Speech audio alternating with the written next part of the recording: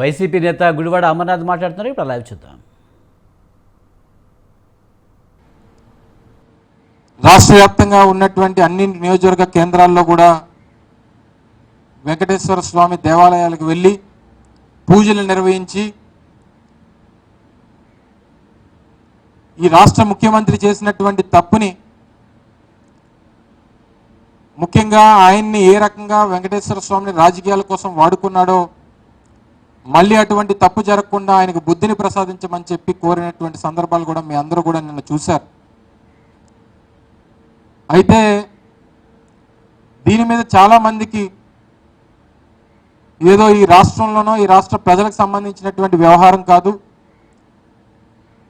దేశవ్యాప్తంగా ఉన్నటువంటి ప్రజలు, ప్రపంచవ్యాప్తంగా ఉన్నటువంటి భక్తులు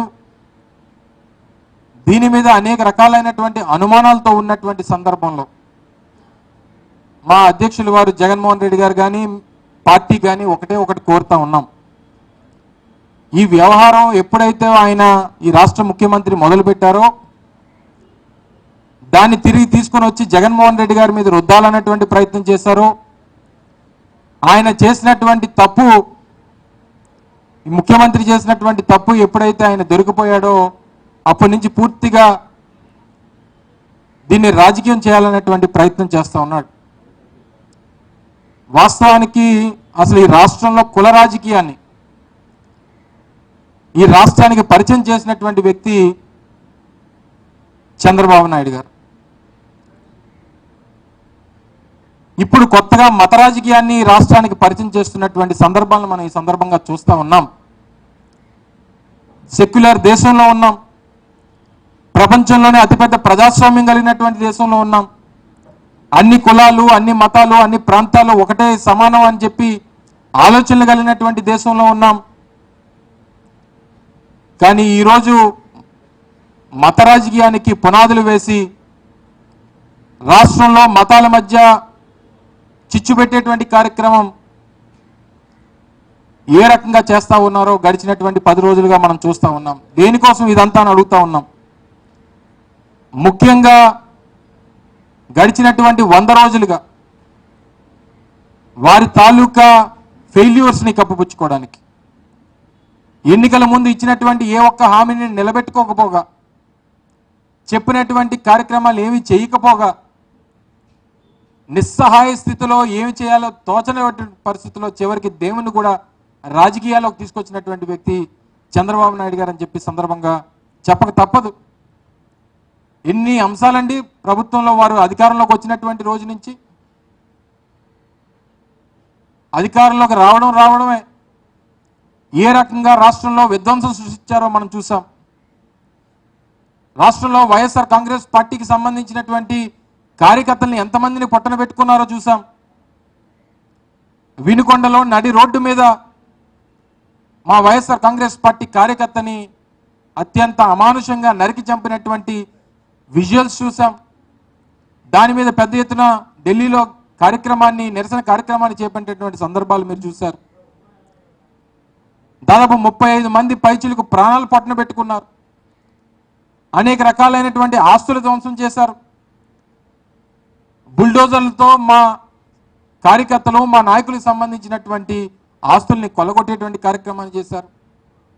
ప్రభుత్వ ఆస్తుల మీదకి వెళ్ళారు. ఒక పక్క విధ్వంసం సృష్టిస్తూ పూర్తిగా లా అండ్ ఆర్డర్ని గాలికి వదిలేసి ఇంతమంది ప్రాణాలు పట్టున పెట్టుకున్నటువంటి ప్రభుత్వం ఈరోజు రాష్ట్రంలో ఉండడం చాలా దురదృష్టకరం. ఈరోజు దాంతోపాటు అనేక అంశాలు,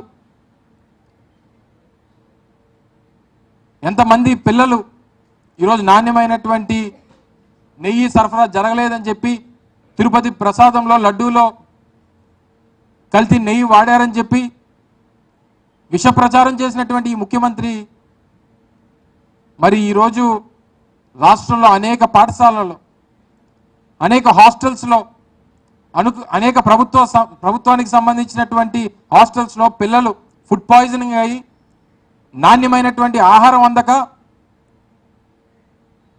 ఇదే ఉమ్మడి విశాఖపట్నం జిల్లాలో దాదాపు 4-5 పిల్లలు చనిపోయారు. అటు గుంటూరు కానీ, తిరుపతి కానీ, ఏఎస్ఆర్ జిల్లా కానీ, విశాఖపట్నం కానీ అనేక ప్రాంతాల్లో ఉన్నటువంటి ప్రభుత్వానికి సంబంధించినటువంటి పాఠశాలల్లో పిల్లలు ఏ రకమైనటువంటి స్థితిలో ఉన్నారో, ఏ రకమైనటువంటి అన్యాయంగా వారిని పొట్టన పెట్టుకునేటువంటి కార్యక్రమం చేశారో మనం చూసాం.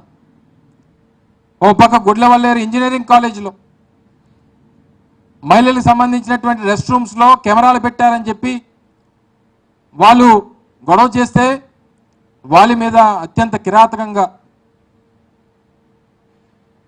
రాష్ట్ర ప్రభుత్వంలో ఉన్నటువంటి మంత్రులు అసలు ఏమీ లేదని, అక్కడ ఏమీ జరగలేదని చెప్పి వాళ్ళని భయభ్రాంతులు చేసి భయపెట్టేటువంటి కార్యక్రమం చేశారు. విజయవాడ ఫ్లడ్స్ని ఓ పక్క విజయవాడలో ఫ్లడ్స్ ఫ్లో ఎక్కువ ఉంది, జాగ్రత్తలు తీసుకోవాలని చెప్పి ఒక పక్క ఇంజనీర్లు చెప్తే, ఇరిగేషన్ సంబంధించిన ఇంజనీర్లు ప్రభుత్వాన్ని హెచ్చరిస్తే నిమ్మక నీరెత్తినట్టు కనీసం వారికి తెలియజేయకుండా పూర్తిగా జగన్మోహన్ రెడ్డి గారు చెప్పినట్టు మొన్న విజయవాడలో జరిగినటువంటి విధ్వంసానికి అది ప్రకృతి వైపరీత్యం కాదు, ఈ ప్రభుత్వం చేసినటువంటి కార్యక్రమం అని చెప్పి అనేక సందర్భాలు చెప్తే అక్కడ గొడవలు జరుగుతూ ఉంటే దాన్ని డైవర్ట్ చేయాలి. ఇప్పటికీ పరిహారం అందక నిన్న మొన్న మీరు చూశారు, విజయవాడ కలెక్టరేట్ దగ్గర పెద్ద ఎత్తున బాధితులందరూ కూడా వెళ్ళి ధర్నా కార్యక్రమాలు చేస్తున్నటువంటి సందర్భాలు మీరు చూశారు. మన విశాఖపట్నంలో ఉన్నటువంటి స్టీల్ ప్లాంట్ ప్రైవేటైజేషన్కి సంబంధించినటువంటి ఉద్యమం జరుగుతూ ఉంటే దాన్ని ఏ రకంగా డైవర్ట్ చేయాలి, దాని నుంచి ప్రజల్ని తాలూకా ఇది ఎలా డైవర్ట్ చేయాలనేటువంటి దాని మీద వీరి ఆలోచనలు.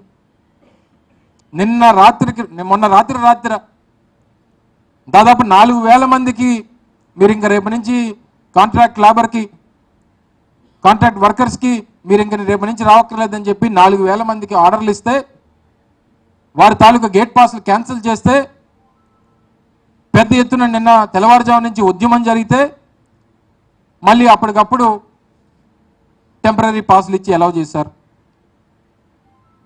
అంటే వీటన్నిటినీ ఎలాగా ఏమార్చాలి, ప్రజల తాలూకా దృష్టిని ఏ రకంగా మరల్చాలి,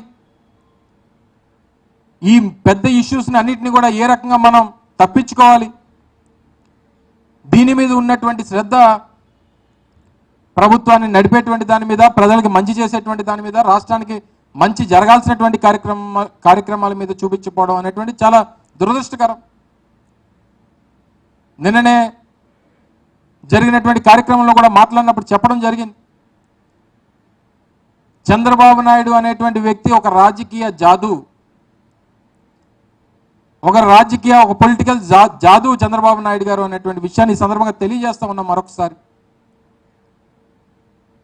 ఉన్నది లేనట్టుగా, లేనిది ఉన్నట్టుగా సృష్టించి ప్రజల తాలూకా దృష్టిని మరల్చాలి, ప్రజలు ఏదైతే కోరుకుంటున్నారో, ఏదైతే కావాలని చెప్పి కోరుకుంటున్నారో దాని నుంచి ఏ రకంగా ప్రజల తాలూకా దృష్టిని మరల్చాలన్నటువంటి దాంట్లో